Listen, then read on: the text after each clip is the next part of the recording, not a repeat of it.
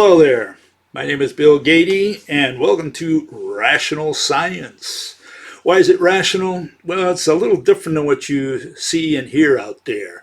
Mathematical physics only has or proposes only irrational physical interpretations for how this universe works. Particles being at two places at once, space-time bending, unimaginable space-time.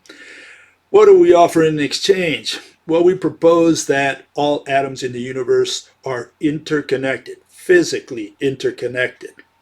Because of that, we end up with different physical interpretations for how this universe works, especially the invisible workings of Mother Nature. What I do is give weekly lectures, and you can tune into them in our YouTube channel. You can look us up as Rational Science, and we just hope to see you there.